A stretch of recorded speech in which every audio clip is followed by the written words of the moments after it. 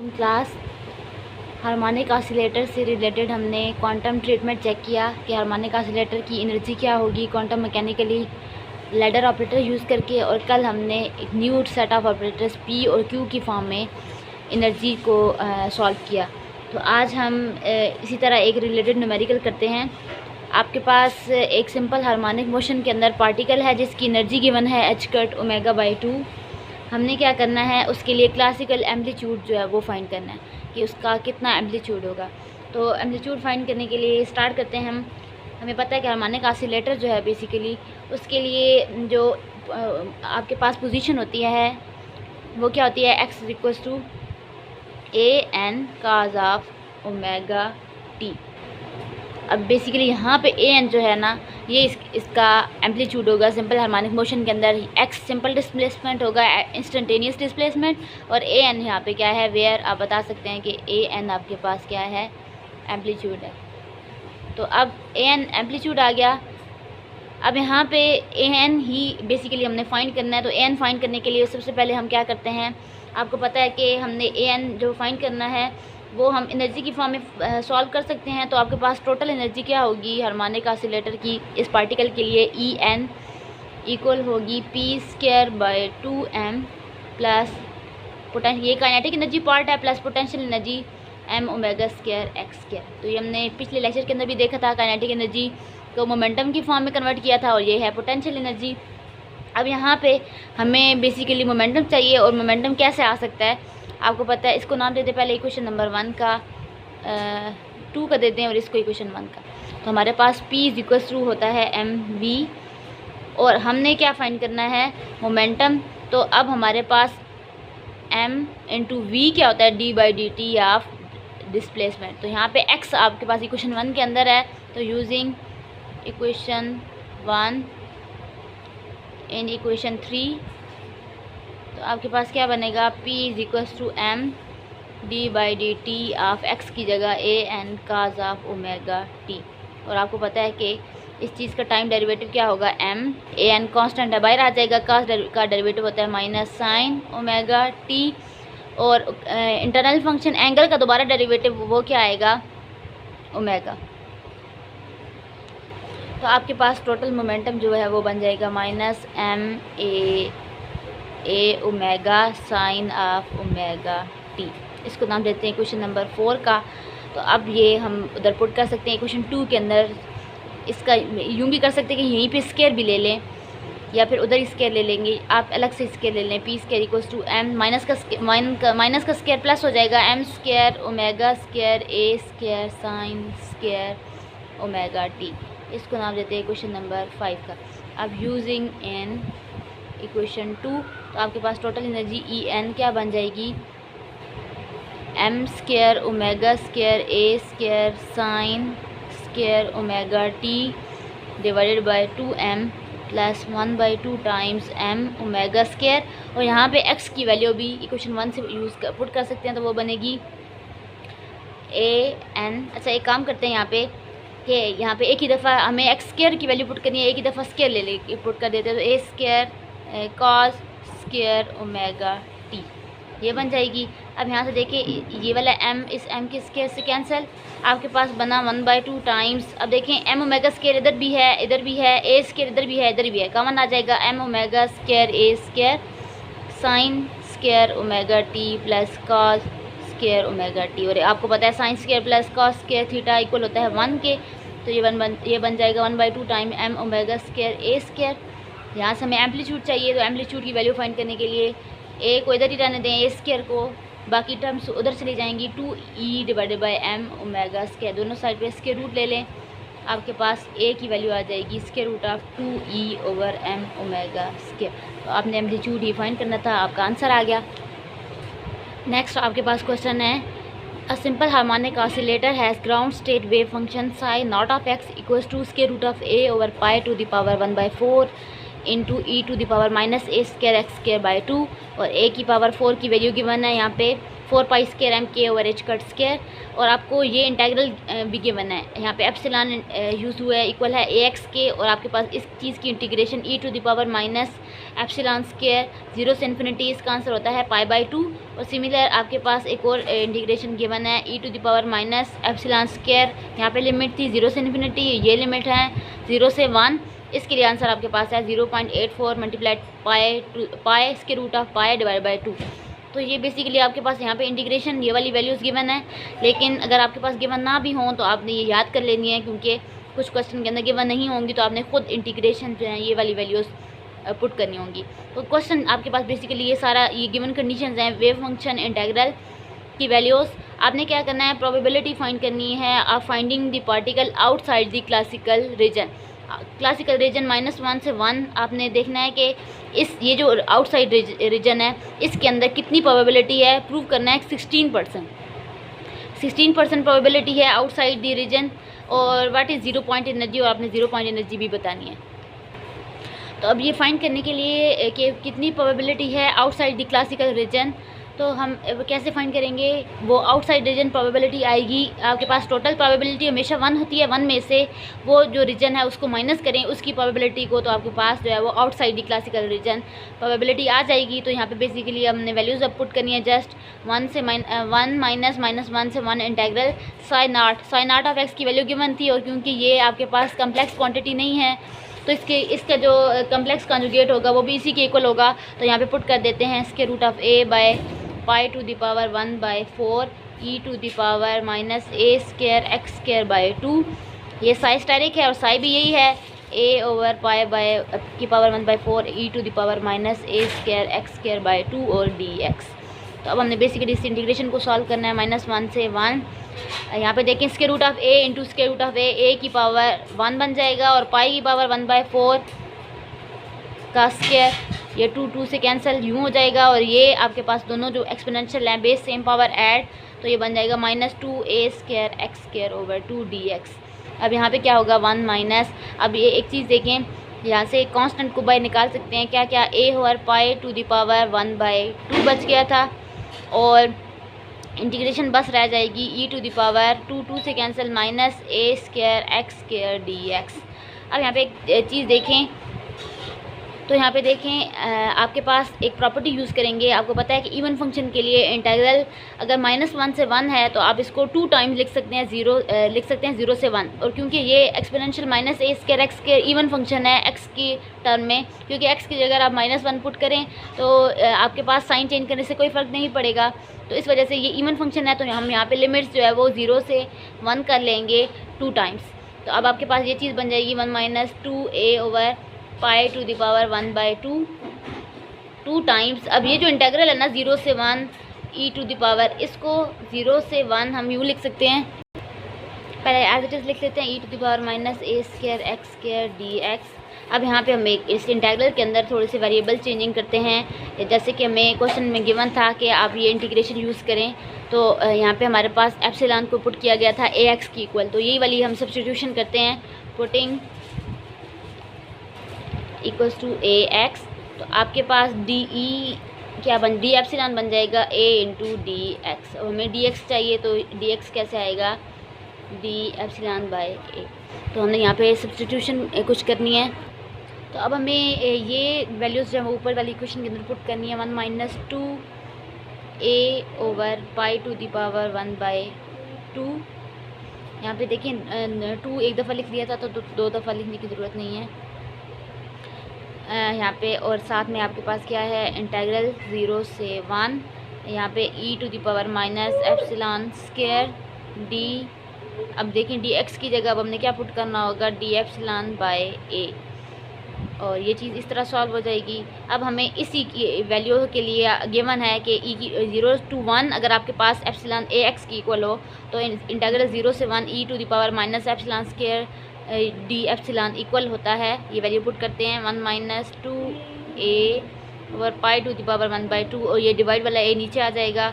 और इस सब की जगह हमारे पास गिवन है कि क्या वैल्यू होती है, 0.84 multiply by square root of π/2।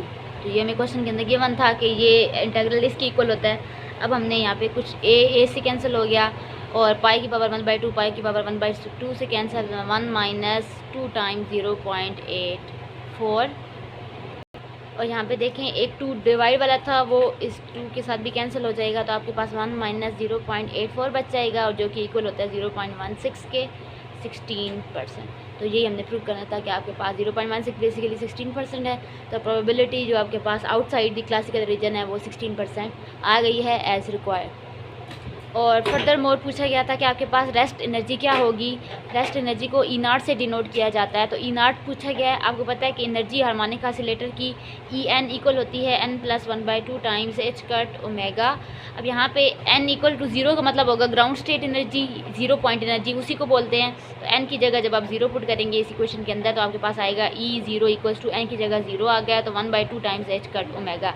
इसी को बोलते हैं ग्राउंड स्टेट एनर्जी, या फिर बोलते हैं 0 point energy.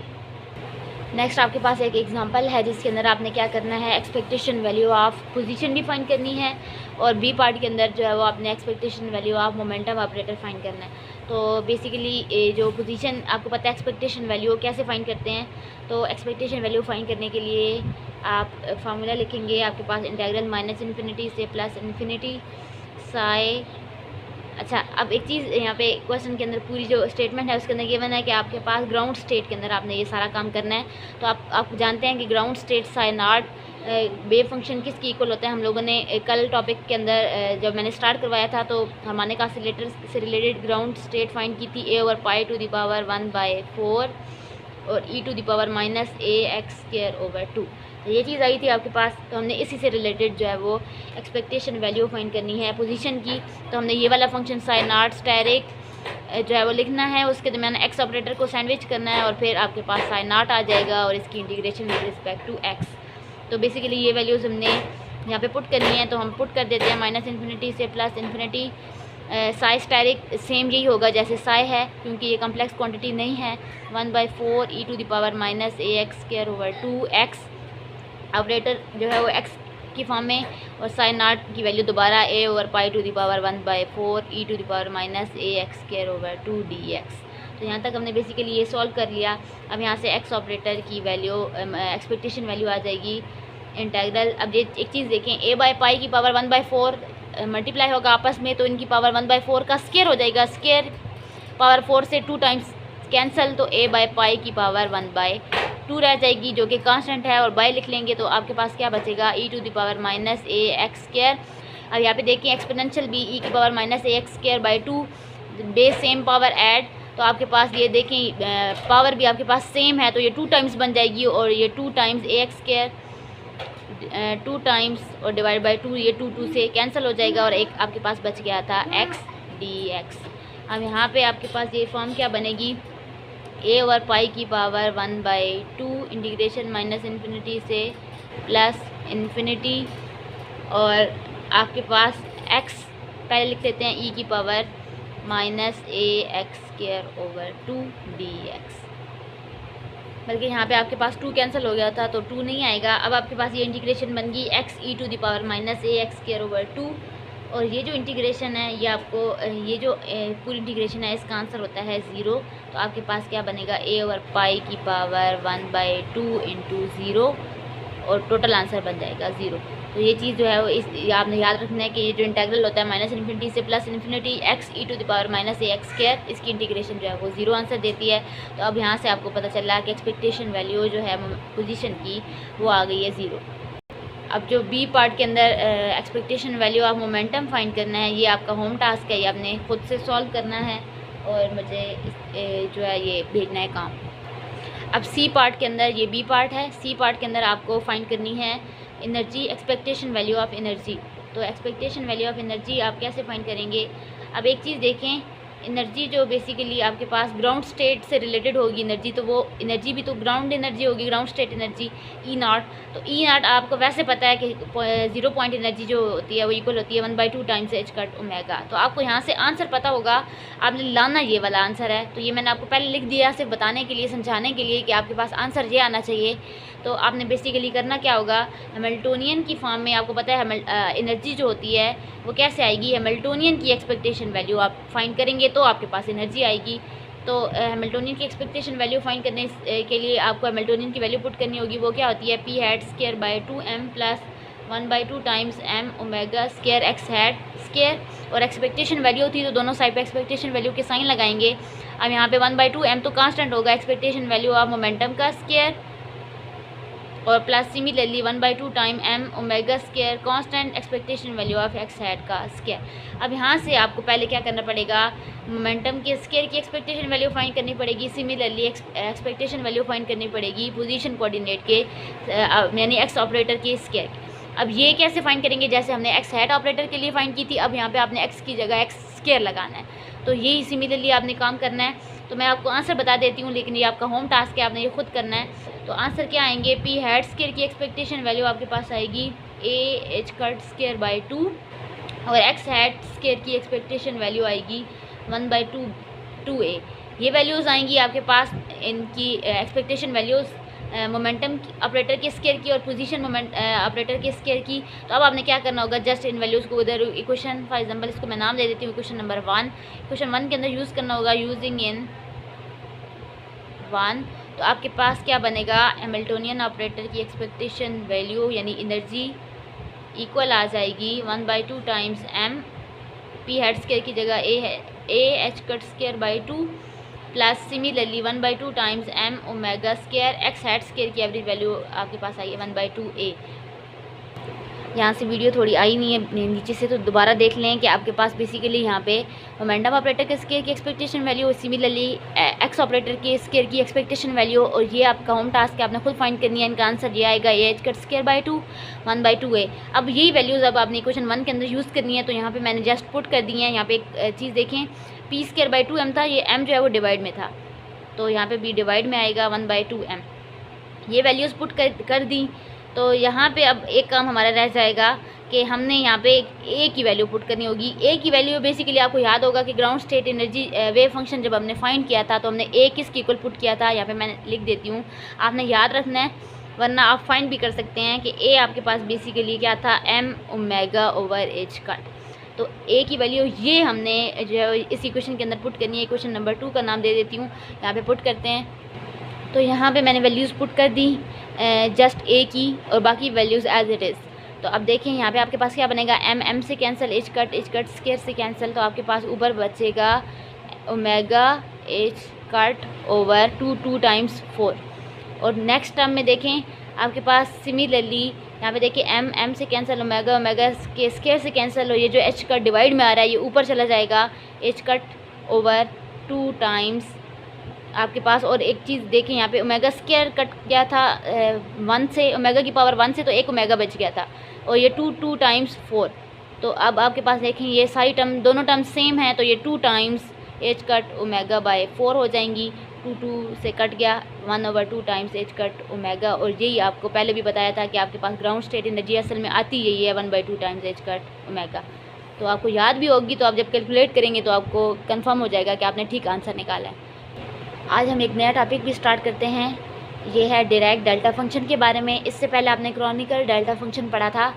Chronicle delta function basically discrete variables के लिए यूज़ होता है, जबकि डायरेक्ट डेल्टा फंक्शन जो है वो कंटिन्यूस वैल्यूज़ के लिए यूज़ होता है। यहाँ पे आप के फंक्शन लेंगे एज ए कंटिन्यूस फंक्शन। तो अब आपके पास ये कौन सी प्रॉपर्टी है, ऑर्थोनॉर्मेलिटी की कंडीशन है। इस कंडीशन को क्या बोला जाता है, ऑर्थोनॉर्मेलिटी कंडीशन।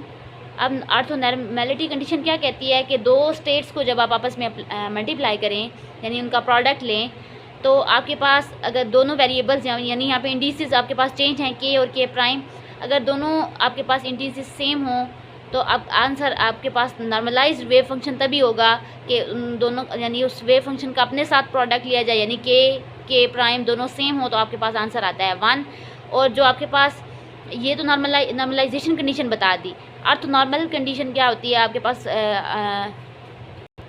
ऑर्थोगोनल जो प्रॉपर्टी होती है वो क्या होती है कि एक स्टेट को दूसरी स्टेट के साथ मल्टीप्लाई करें तो आंसर 0 आए, यानी आपके पास के और के वेरिएबल चेंज हों। तो इन दोनों को कम्बिनेशन फॉर्म में मैंने यहाँ पे लिख दिया कि आपके पास साई के स्टार एक इंटू साई के प्राइम, यानी ये के वेरिएबल है, ये के प्राइम वेरिएबल है। इसका आंसर आपके पास 0 होगा जब दोनों आपके पास जो इंटीसेस हैं के और के प्राइम दोनों चेंज होंगे, अगर दोनों सेम होंगे तो आपके पास आंसर 1 होगा। यही होती है ऑर्थोनॉर्मेलिटी कंडीशन। तो अब यहाँ पे हमने बताया, जैसे कि मैंने आपको बताया कि के वेरिएबल यहाँ पे जो यूज़ हो रहा है ये कंटिन्यूस पैरामीटर है। अब कंटिन्यूस पैरामीटर के लिए आप इसको क्रॉनिकल डेल्टा की फॉर्म में नहीं लिखेंगे, डायरेक्ट डेल्टा की फॉर्म में लिखेंगे। डायरेक्ट डेल्टा की फॉर्म में आप इसको कैसे डिनोट कर सकते हैं, साई के का जो इनर प्रोडक्ट है साई के प्राइम के साथ, ये इक्वल होगा डायरेक्ट डेल्टा फंक्शन के प्राइम माइनस के। तो ये आपके पास बेसिकली है डायरेक्ट डेल्टा फंक्शन। तो अब कंटिन्यूस पैरामीटर के केस में आपके पास ये जो ऑर्थोनॉर्मेलिटी कंडीशन है ऊपर वाली, इसको कैसे एक्सप्रेस किया जाएगा, आप लिखेंगे इसकी वैल्यू। पहले तो मैं आपको बताती हूँ कि डेल्टा, ये जो आपके पास डायरेक्ट डेल्टा फंक्शन है इसकी वैल्यू क्या होती है, 1/2 पाई इंटीग्रेशन माइनस इन्फिनिटी से plus infinity e to the power iota k x d x. अब ये जो वैल्यू देता है, यानी आपके पास इससे आप चेक करेंगे तो आपके पास बेसिकली वैल्यूज़ जो आती हैं डेल्टा डायरेक्ट डेल्टा फंक्शन की, वो आती हैं आपके पास दो, एक होती है इन्फिनिट और एक होती है ज़ीरो। अब इन्फिनिट कब होती है, जब आपके पास के और के प्राइम दोनों इक्वल होंगे, लेकिन अगर के और के प्राइम दोनों आपस में इक्वल नहीं होंगे तो आपके पास आंसर आएगा ज़ीरो। तो ये बेसिकली थोड़ा सा इंट्रोडक्शन था डायरेक्ट डेल्टा फंक्शन का। इसकी बहुत सारी प्रॉपर्टीज़ हैं जो कि आपकी क्वांटम मैकेनिक्स 2 के अंदर यूज़ भी होती हैं। तो इनकी प्रॉपर्टीज़ जो है वो नेक्स्ट लेक्चर के अंदर देखेंगे।